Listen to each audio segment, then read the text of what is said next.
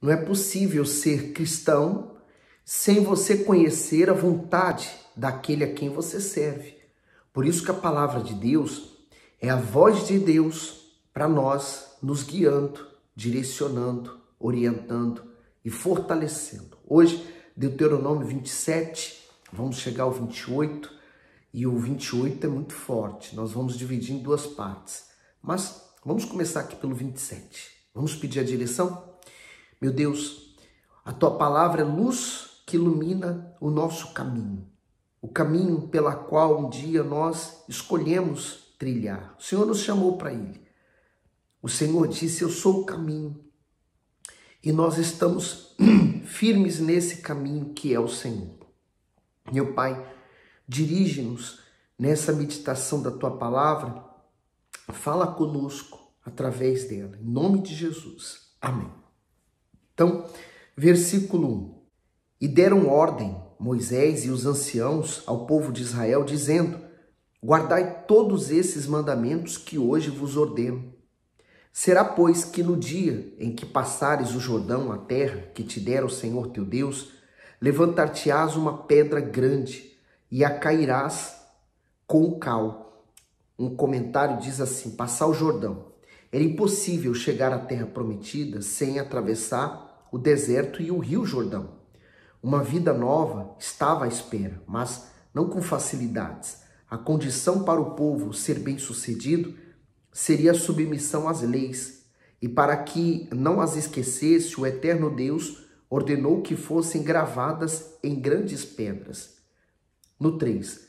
E havendo passado, escreverá nelas todas as palavras desta lei, para entrares na terra que te dera o Senhor teu Deus, terra que mana leite e mel, como te falou o Senhor teu Deus de teus pais. Então, a terra prometida.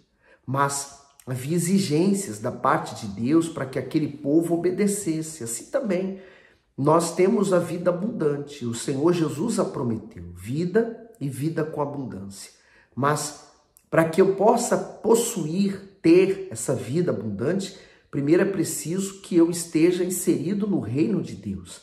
E para estar no reino de Deus, eu preciso ser cidadão deste reino e andar conforme suas leis. Então, se eu quero viver no mundo, praticar o que o mundo pratica e estar no reino de Deus, não tem sentido, né?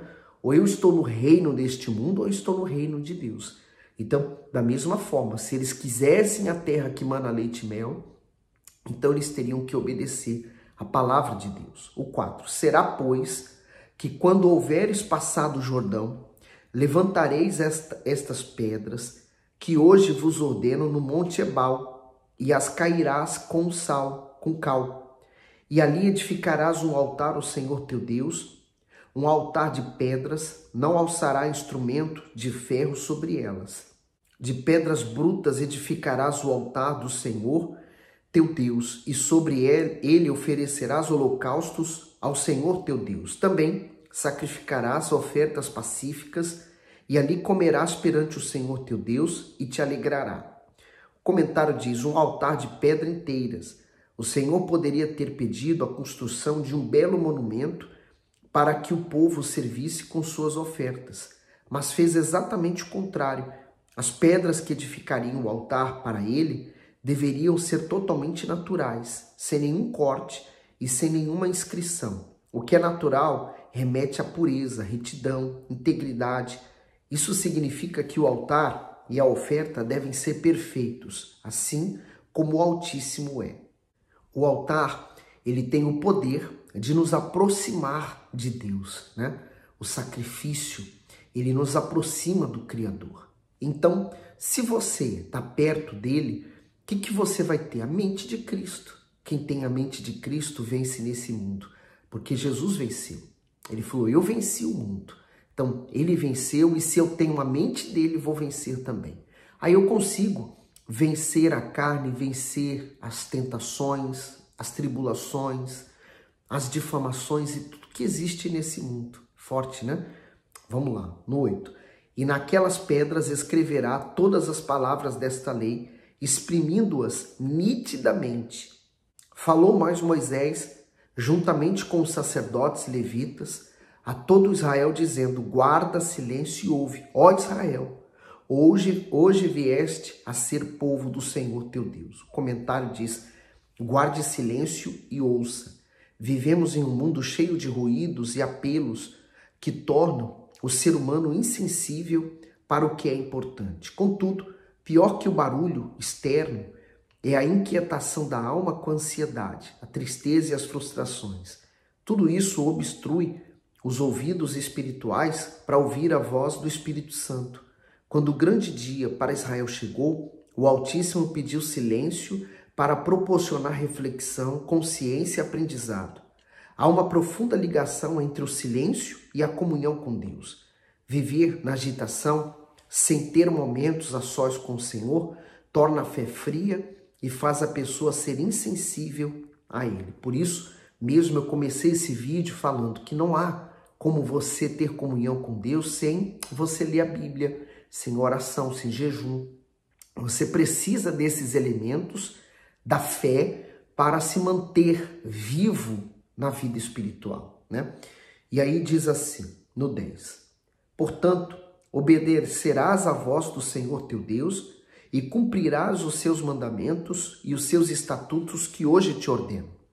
E Moisés deu ordem naquele dia ao povo, dizendo: quando houverdes passado o Jordão, estes estarão sobre o monte Gerizim, para abençoarem o povo, Simeão e Levi e Judá e Issacar, e José e Benjamim.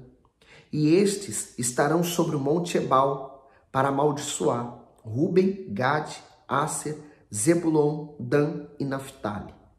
E os levitas testificarão a todo o povo de Israel em alta voz e dirão: maldito o homem que fizer imagem de escultura ou de fundição abominação ao Senhor, obra da mão do artífice, e a puser em um lugar escondido. E todo o povo respondendo dirá: amém. Então, olha só, olha que interessante, né? 2 montes que existem em Israel, um de frente do outro, Gerizim e Ebal. No monte Ebal, então, subiria aquelas tribos, e eles, então, do alto daquele monte, iriam proferir maldições. O outro grupo iria para o monte Gerizim e proferiam bênçãos ao mesmo tempo. Então, ali ficaria bem assim fincado, né? Que se aquelas pessoas tomassem uma decisão errada, fizessem escolhas erradas, então a decisão delas acarretaria numa maldição. Então elas estavam conscientes. E aquele outro grupo falava das bênçãos, quer dizer, se obedecer, vai vir as bênçãos. Assim também somos com nós. Todos os dias nós estamos diante das escolhas que nós temos que fazer na vida. A escolha com quem vamos nos casar, o que eu vou fazer, o trabalho que eu vou fazer, o estudo que eu vou fazer, enfim, as escolhas. E elas podem acarretar para o meu futuro bênçãos ou maldição, depende da minha escolha. Uma coisa é certa, coloque Deus à frente. Deus tem que vir sempre o primeiro. Quando você faz isso, você está garantindo o seu futuro com Deus. Porque sem Deus, não tem como você ser feliz na sua vida, é impossível. Então ele diz assim, o 16: maldito aquele que desprezar a seu pai e sua mãe, e todo o povo dirá amém. Maldito aquele que remover os limites do seu próximo, todo o povo dirá amém. Maldito aquele que fizer o cego errar, erre de caminho, e todo o povo dirá amém. Maldito aquele que perverter o direito do estrangeiro, do órfão e da viúva, e todo o povo dirá amém. Maldito aquele que se deitar com a mulher de seu pai, porquanto descobriu a nudez de seu pai, e todo o povo dirá amém. Maldito aquele que se deitar com algum animal, e todo o povo dirá amém. Maldito aquele que se deitar com sua irmã, filha de seu pai, ou filha de sua mãe, e todo o povo dirá amém. Maldito aquele que se deitar com sua sogra, e todo o povo dirá amém. Maldito aquele que ferir ao seu próximo em oculto, e todo o povo dirá amém. Maldito aquele que aceitar suborno para ferir uma pessoa inocente, e todo o povo dirá amém. Maldito aquele que não confirmar as palavras desta lei, não as cumprindo, e todo o povo dirá amém. O comentário diz: Monte Gerizim e Monte Ebal, as portas da terra prometida, Deus ensinou Israel com exemplos específicos sobre as consequências das boas e das más escolhas. Para isso, utilizou 2 montes. À direita, o Monte Gerizim, local fértil, que representa as bênçãos, e à esquerda, o Monte Ebal, lugar estéril, que simbolizava as maldições. 6 tribos deveriam ficar sobre cada monte. No vale entre eles, os levitas proferiam os juízos decorrentes da obediência e as bênçãos advindas da obediência. O Eterno deu essas instruções a Moisés, a fim de que o povo não esquecesse que suas decisões teriam desdobramentos que iriam refletir diretamente em sua vida. Sempre haverá escolha de seguir a vontade de Deus ou a do mundo. Quem não está com ele é contra ele. De que lado você está? É forte, porque nós temos a escolha, né? Todos nós temos. O diabo, ele não dá escolha para ninguém. Ele simplesmente faz aquela pessoa viver uma vida destruída, uma vida de dor. Ele leva essa pessoa ao sofrimento, a requintes de crueldade, com o objetivo final de levar a alma dela. Então, para o diabo, ele não dá a escolha à pessoa de ser feliz. Deus, diferente dele, nos dá a escolha, né? Assim como Adão e Eva, eles eram livres no paraíso. Eles não estavam presos, né? Eles não estavam oprimidos. Deus, quando criou o paraíso, criou para Adão e Eva habitarem, serem felizes. Mas ele colocou lá uma árvore, a árvore do conhecimento do bem e do mal, para que houvesse o direito de escolha, para que aquela árvore fosse o símbolo da escolha, o símbolo deles serem livres. Eles só não deveriam tocar naquela árvore. Então, o ser humano, ele errou ao tocar na árvore e comer do fruto. Então, trouxe como consequência todo o mal acarretado com ele. Então, assim também, nós temos o mundo e nós temos as bênçãos de Deus. Quando você aprende a buscar a Deus, quando você nasce de Deus, o que vai acontecer? Você vai passar a ter prazer nas coisas de Deus e você não vai ter mais prazer nas coisas deste mundo. Então, é isso que tem que acontecer. E hoje nós entramos em Deuteronômio 28, esse capítulo aqui, ele é muito intenso, ele é muito forte, porque ele diz respeito a bênçãos que são decorrentes à obediência à sua palavra, mas depois nós vamos ler as maldições. Eu vou ler só o primeiro versículo hoje e amanhã nós vamos abordar esse tema aqui com mais detalhes. Então ele diz assim, ó, no versículo 1: E será que se ouvires a voz do Senhor teu Deus, tendo cuidado de guardar todos os seus mandamentos que eu hoje te ordeno, o Senhor teu Deus te exaltará sobre todas as nações da terra, e todas essas bênçãos virão sobre ti e te alcançarão, quando ouvires a voz do Senhor teu Deus. Então, 2 coisas a gente tira de lição nesses 2 versículos. Primeiro, será, é uma condição. Então, tudo começa com a condição de obedecer, né? Se ouvires a voz do Senhor teu Deus. Como que eu vou ouvir a voz de Deus? Nós temos a palavra dele. Então, quando nós meditamos na palavra dele, nós estamos ouvindo a voz do nosso Senhor e sabendo qual é a sua vontade, discernindo quais são os planos de Deus para nós. E aí, tendo cuidado de guardar, quer dizer, tendo cuidado de praticar aquela palavra. Por exemplo, digamos que eu a vida inteira menti, aprendi a viver e a sobreviver através da mentira, mas aprendi que a mentira tem por pai o diabo. Então eu decido cortar todos os meus laços com a mentira. O que eu estou fazendo? Praticando a palavra de Deus. Mas uma vez sabendo que a mentira está errada, né?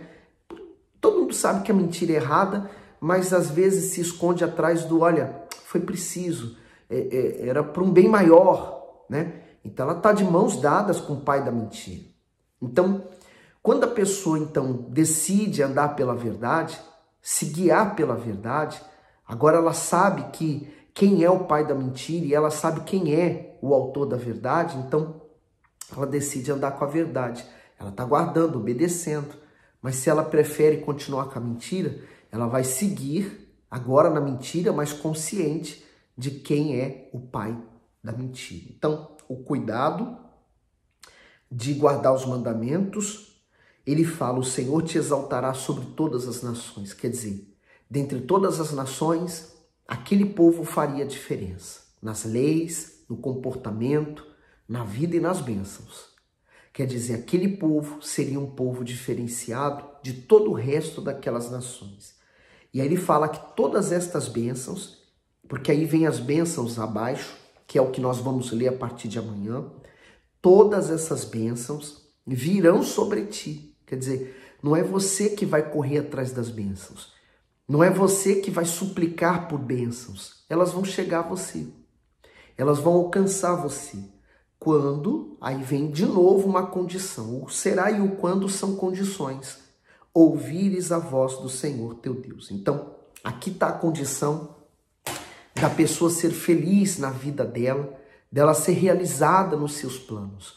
É o ouvir a voz de Deus. Então, você tem a opção.